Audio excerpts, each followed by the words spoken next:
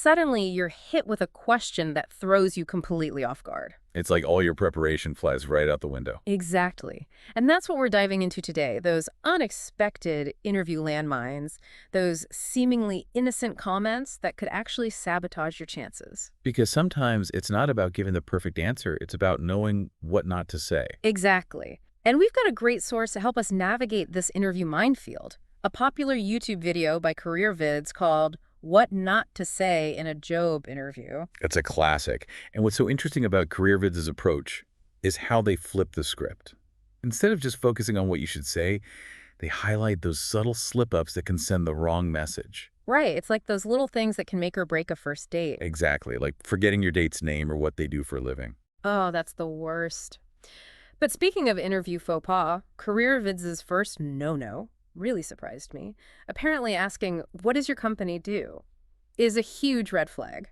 I mean, it seems like a reasonable question, right? You want to show you're interested.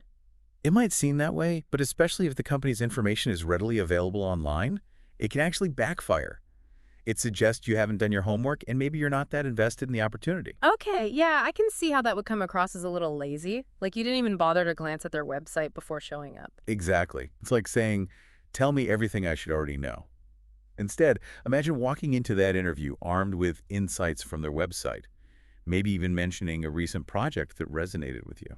It's about demonstrating that you're genuinely curious and that you've taken the initiative to learn about the company beyond just reading the job description. Precisely.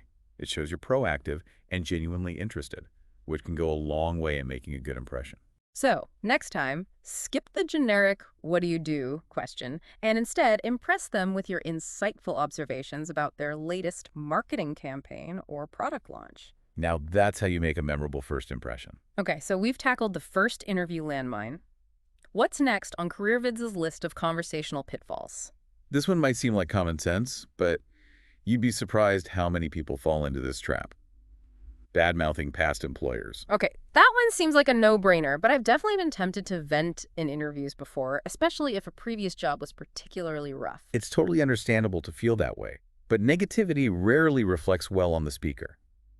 Even if your previous employer was the worst, CareerVids gives this great example of redirecting the conversation. Okay, I'm all ears. Instead of dwelling on a negative experience, you could say something like, while my previous role provided valuable experience, I'm seeking new challenges that better align with my long-term goals. So instead of focusing on what you didn't like about your previous job, you're highlighting what you're looking for in the future and how this new opportunity fits into that bigger picture. Exactly. It shows you're forward-thinking and focused on growth, not dwelling on past grievances. It's like that old saying, when life gives you lemons, make lemonade.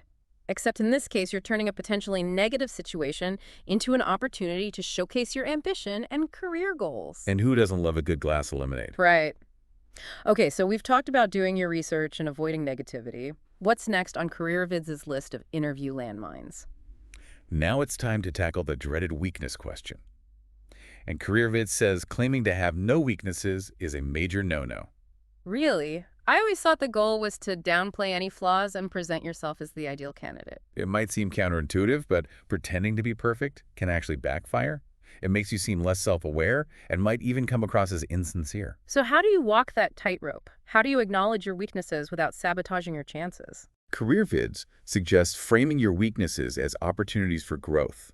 For example, instead of saying, I'm a terrible public speaker, you could say, while I'm comfortable presenting in smaller groups, I'm actively working on improving my confidence and delivery skills for larger audiences. Okay, that's a game changer. You're acknowledging the weakness, but also highlighting your commitment to self-improvement. Exactly.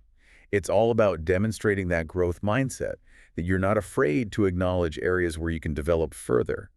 And let's be honest, everyone has areas where they can improve. So it's about turning those perceived weaknesses into strengths, demonstrating self-awareness, and a dedication to continuous learning. Love it. What's next on CareerVids' list of interview landmines? So another common mistake is relying too heavily on your resume. You know, when they ask about your experience and you're like, well, it's all there on my resume. Oh, yeah, I can see how that would come across as kind of lazy. Like, why even bother showing up if you're not going to elaborate? Exactly. It's like reading a menu and saying, I'll just have what it says here. Yeah. The interview is your chance to bring those experiences to life. Add some flavor that you just can't capture on paper. So it's like the resume is the appetizer and the interview is the main course. I like that analogy. It's your chance to really savor the flavors. Okay, that's a good one. But speaking of savoring the moment, let's talk about those pre-interview jitters. I know I always get a little nervous before an interview, but is it a bad idea to actually say I'm nervous out loud? CareerVids says, yeah, it's best to avoid saying that directly. Really? I always thought honesty was the best policy. It is, but sometimes verbalizing your nerves can actually make them worse, both for you and the interviewer. It can shift the focus away from your qualifications and onto your anxiety. That makes sense. It's like saying, I'm not even sure I can handle this, but here I am anyway. Not exactly the confidence boost you want to give them, right? So what's a better approach? Preparation is key. The more prepared you are, the more confident you'll feel. Practice your answers to common questions. Research the company thoroughly. That way, even if you still feel those nerves creeping in, you've got a solid foundation to fall back on. So it's like having that safety net, that Yeah. even if you stumble over a few words, you know you've got the knowledge and experience to back it up. Exactly. Now, another tip from CareerVids is to avoid sounding desperate. Even if you're feeling the pressure of needing a job, you don't want to come across as too eager. Right, because nobody wants to hire someone who seems like they'll take any job. Mm. But how do you strike that balance between expressing enthusiasm and sounding desperate? It's all about framing your motivation in a way that emphasizes your alignment with the role and the company.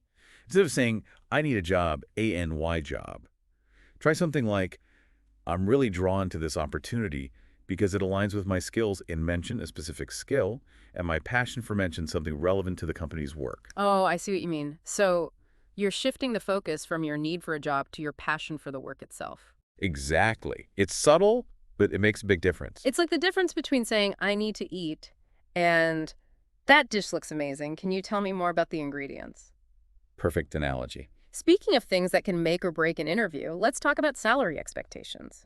When is the right time to bring that up? CareerVids says it's best to avoid discussing salary too early in the process. It can make you seem more interested in the paycheck than the actual work. Yeah, it's like asking about the dessert menu before you've even looked at the entrees. Exactly. The ideal time to discuss salary is after you've received a job offer. At that point, you have more leverage to negotiate a fair and competitive package. So it's about knowing your worth and waiting for the right moment to discuss it. Exactly. Now, have you ever been in an interview and your mind just goes blank?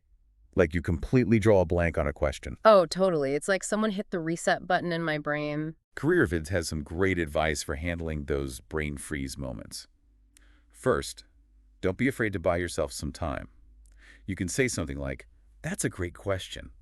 Would it be okay if I took a moment to gather my thoughts? It's like asking for a timeout. I love that. It shows you're taking the question seriously and not just trying to wing it. Exactly.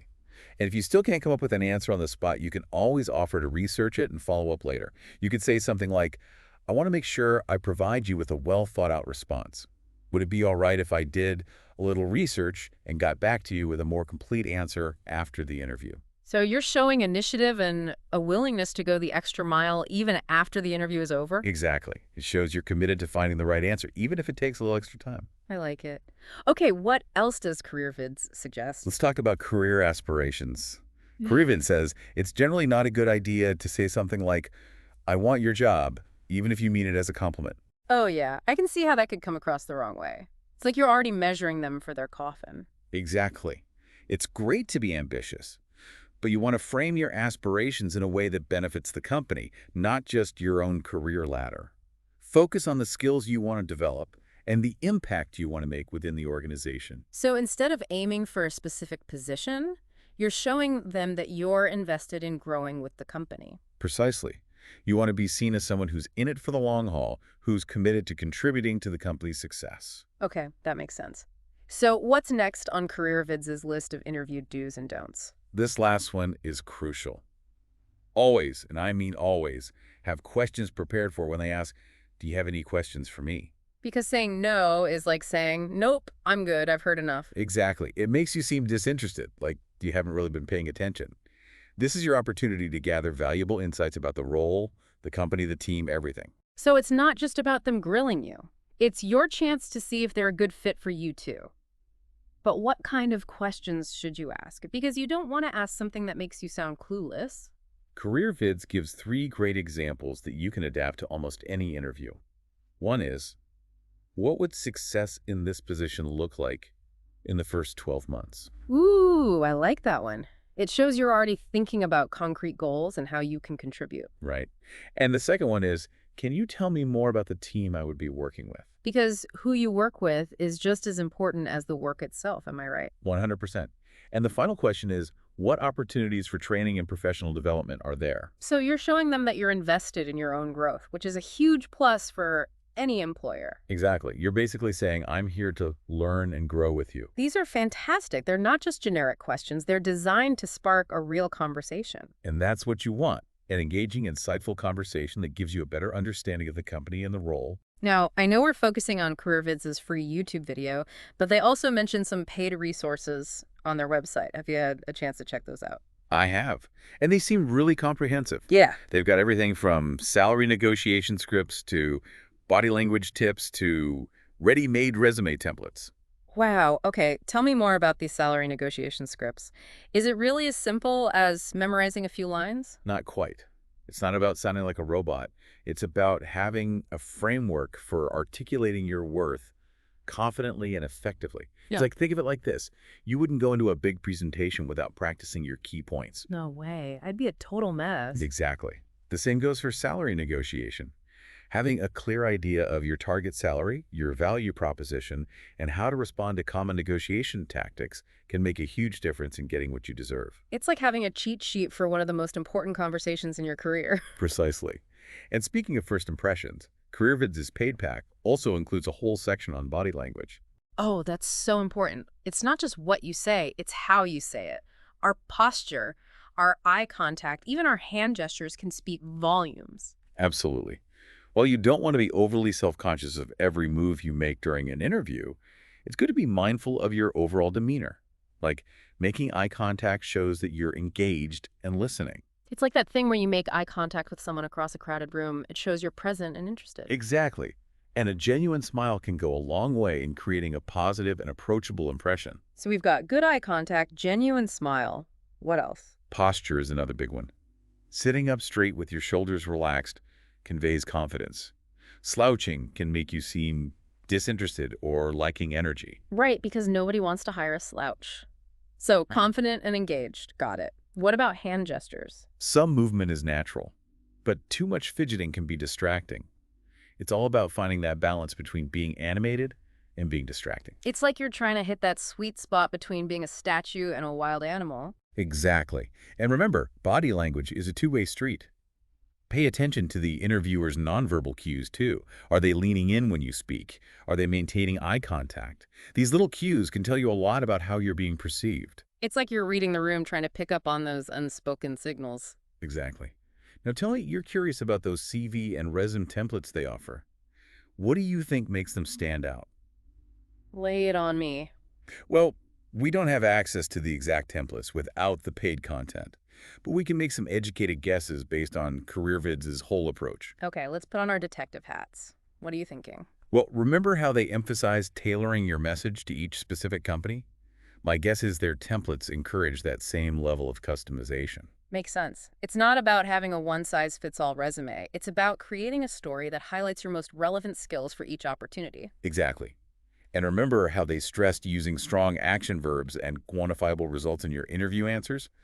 I'm betting their templates are designed to showcase those accomplishments too. So instead of saying managed a team, you'd say something like, led a team of 10 to exceed quarterly goals by 15%. Yes, numbers speak louder than words, especially on a resume. And I'm sure their templates prioritize a clean, professional design. It's like showing up to an interview in a tailored suit. First impressions matter. Absolutely. Your resume is a reflection of your professionalism and attention to detail. So even though we can't see the exact templates, we can be pretty confident that they align with CareerVids' overall advice. Tailor your message, quantify your accomplishments, and present it all in a clear and compelling format. Exactly. You want a resume that grabs their attention, highlights your unique value, and makes them want to learn more about you. And that, my friends, is the ultimate goal of any resume, to get you in the door for that interview. Speaking of getting your foot in the door, CareerWiz also has a resource called 50 Top Scoring Example, answers to difficult but common interview questions. Have you seen those? I haven't, but tell me more. You know how they always hit you with those curveball questions like, tell me about a time you failed? Oh, I know, right?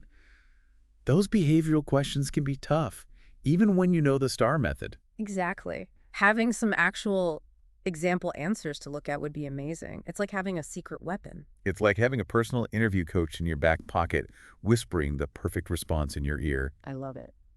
CareerVids really delivers with their free content, but those paid resources sound incredibly helpful, especially for anyone who wants an extra edge in a competitive job market. Absolutely.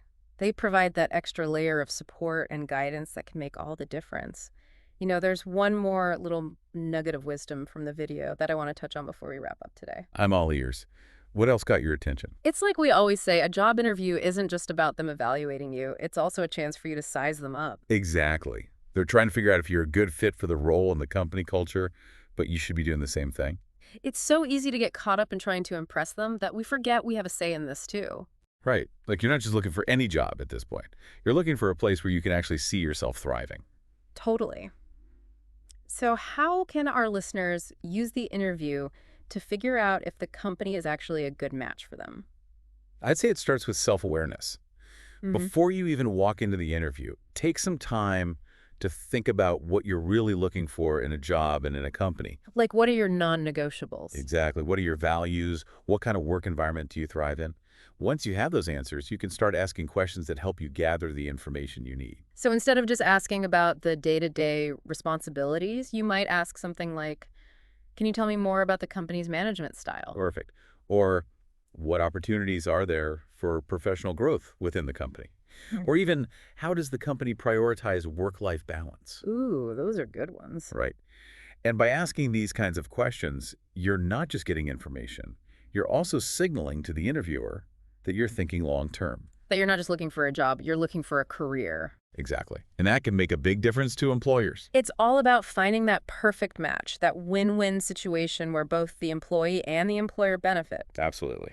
So as we wrap up this deep dive into job interview do's and don'ts, I think the biggest takeaway here is preparation is key.